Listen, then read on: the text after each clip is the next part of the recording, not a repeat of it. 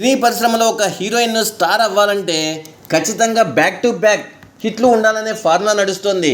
కానీ young beauty Bhagyashree Borse విషయంలో మాత్రం ఈ లెక్కలన్నీ రివర్స్ అయ్యాయి. తెలుగులో ఇప్పటి వరకు ఒక సాలిడ్ కమర్షియల్ బ్లాక్ బ్లాస్టర్ కూడా లేకపోయినా ఈ భామకు వరుసగా స్టార్ హీరోల సినిమాల్లో క్రేజీ ఆఫర్లు దక్కుతున్నాయి. మిస్టర్ బచ్చన్ సినిమాతో తెలుగు తెరకు పరిచయమైన భాగ్యశ్రీ ఆ సినిమా ఆశించిన విషయం సాధించకపోయినా తన గ్లామర్, స్క్రీన్ ప్రెజెన్స్, డ్యాన్స్తో మేకర్స్ దృష్టిని ఆకర్షించింది. ఆ తర్వాత విజయ్ దేవరకొండ సరసన కింగ్డమ్, రామ్ సరసన ఆంధ్ర కింగ్ తాలూకా సినిమాలో ఛాన్సులు కొట్టేసింది. నిర్మాతలు, దర్శకులు ఆమెలో ఉన్న Pandya face, camera friendly look నమ్ముతున్నారు.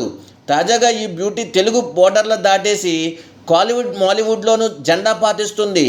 కమల్ హాసన్ నిర్మిస్తున్న తమిళ చిత్రం సియాన్లో శివకార్తికేయన్ సరసన హీరోయిన్గా నటిస్తుండగా మోహన్ లాల్ హీరోగా రూపొందుతున్న L367 చిత్రం ద్వారా మలయాళంలో కూడా గ్రాండ్ ఎంట్రీ ఇస్తోంది.